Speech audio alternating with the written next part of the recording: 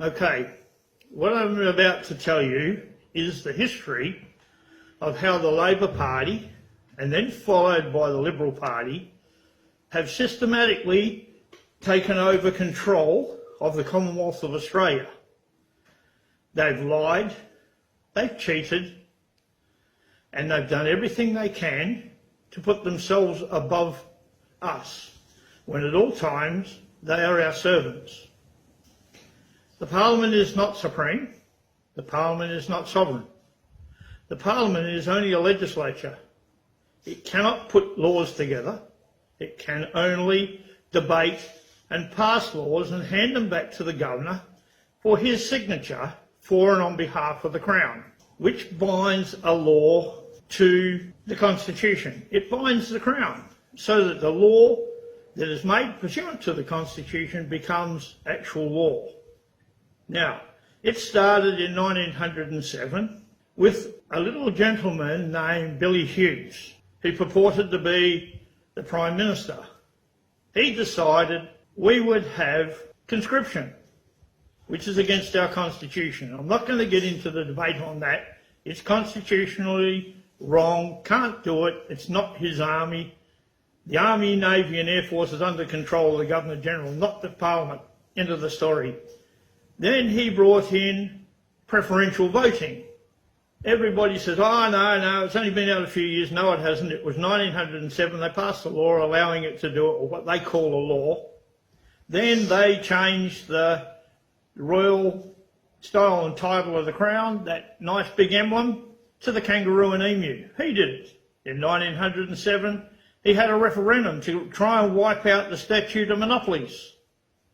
1913, he tried it again. Both times the people said no. If they try it again, they get wiped out.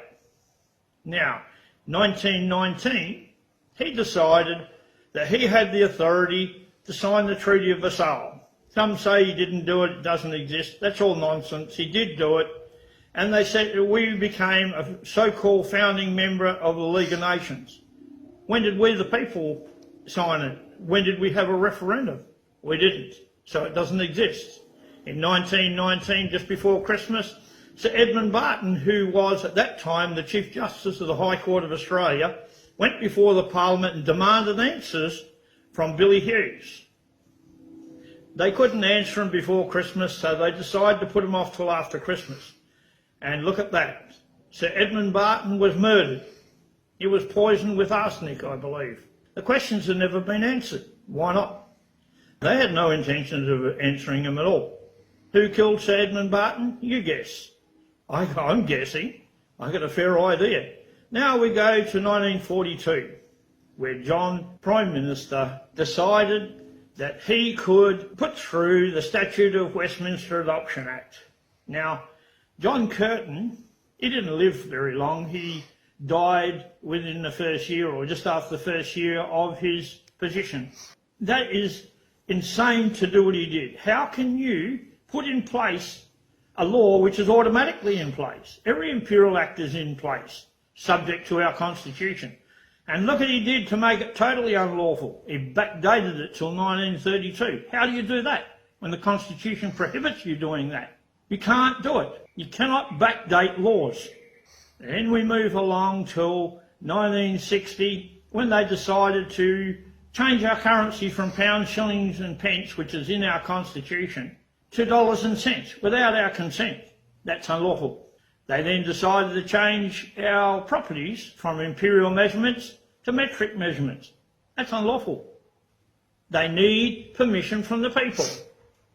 Now you go to 1973, where good old Gough Whitlam signed the Treaty of Rome, or the Unidroit Treaty. Came back to Australia and produced some 300 acts. All are treason. No permission from the people, no authority. Now, he changed the status of the Governor to just an employee of the government. Sits in Parliament as a symbol. The Governor-General, the same. And from there started the lies.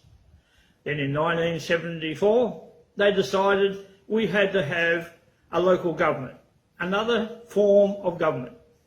Didn't bother going to the people until in 1974, and then when they lost, they decide, well, too bad what the people decide, we're going to have it anyway.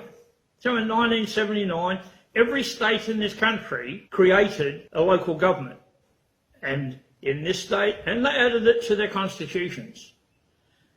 Why would you add local government to the state constitutions when 106 of the Constitution, our Constitution, states the state constitutions can continue at federation subject to our Constitution and altered in accordance with our Constitution?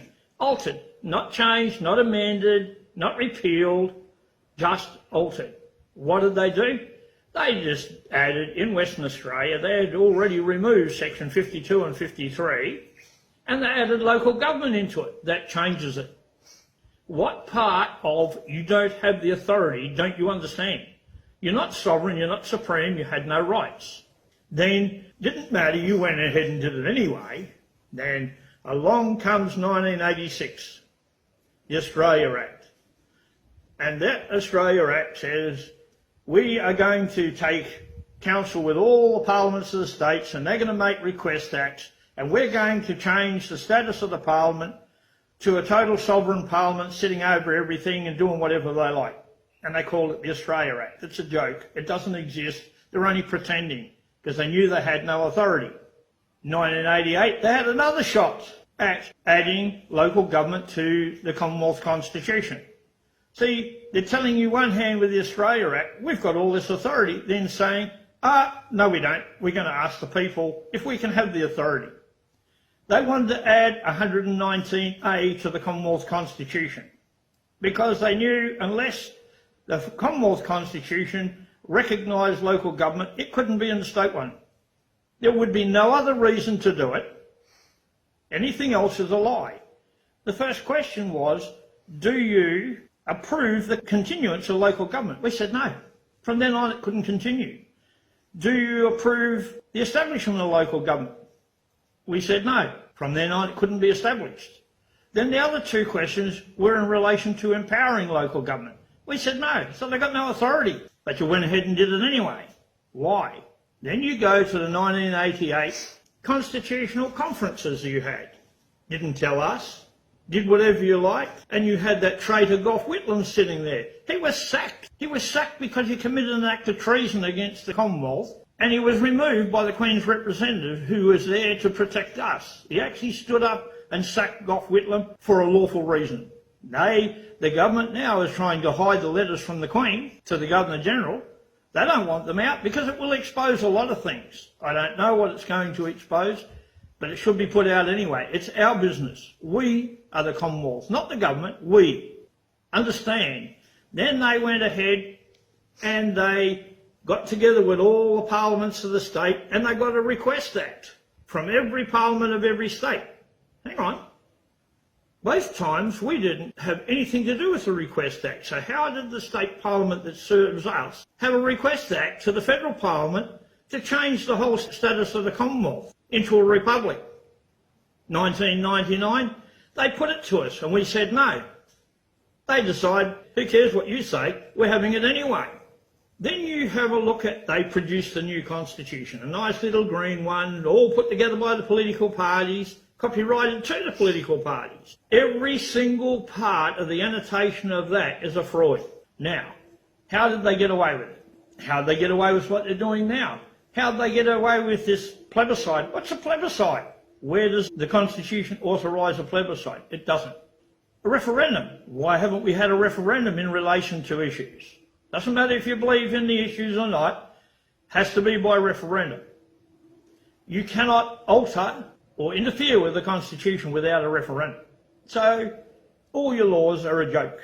Now, there is an overriding section of the Constitution that's been used since 1907 by the Labor Party, joined by the Liberal Party, Nationals, Greens, the Country Party before, all the political parties who have no regard for the people at all, even though they're being paid by them, supposedly serving them. That is section 51, subsection 38 of the Constitution. It's on the front of the Australia Act. It says this Act is made pursuant to the authority granted by section 51, subsection 38 of the Constitution. It says, with the conferral of the parliaments of the states, the federal government can exercise authority at a federation. Look up Quick and Garran, our lawful constitution. It says they didn't have any. Because on the proclamation of the Constitution, on the 9th of July 1900, the old entities known as the Australasian Council and the colonies ceased to exist. And that was pursuant to Clause 7 to our Constitution. And it states that. But Quick and Garran said, but even if that wasn't so, but it was, there was only 7 legislative areas ever exercisable by the Australasian Council and even less by the colonies. And all 7 are contained in Section 51 of the Constitution. I've read the Constitution plenty of times. Way too many for any normal person, but I've read it, I want to learn it to use against the unlawful, treasonous government of this country.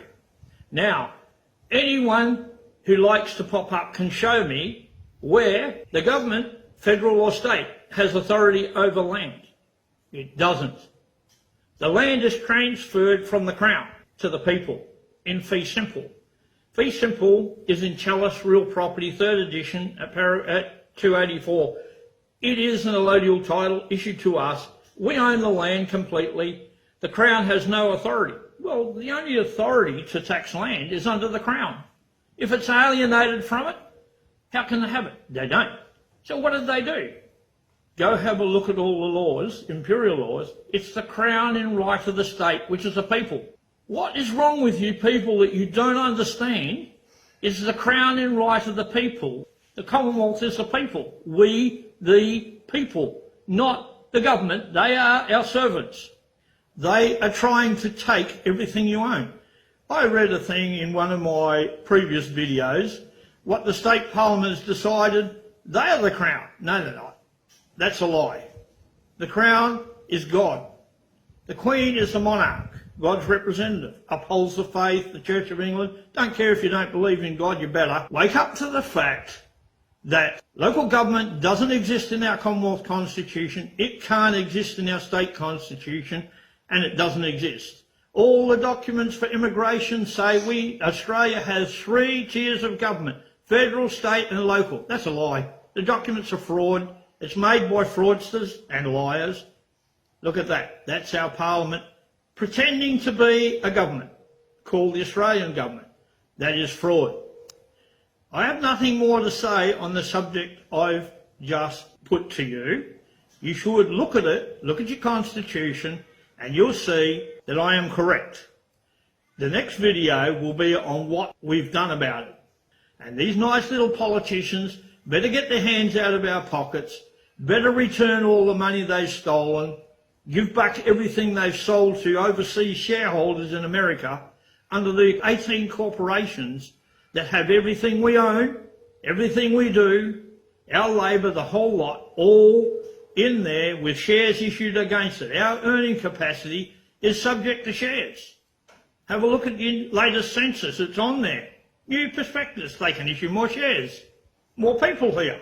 What do you think they want to fill this country up with people for? Every time a person comes here, whether they work or not, they'll just screw a bit more tax out of us to pay them the dollar or whatever. That's not the issue. The issue is it's so they can get more money for shares. Where's that money going? We don't see it. They borrow money to run this country when they've got thousands of trillions of dollars sitting there in our assets. Ours. Think about what I've said.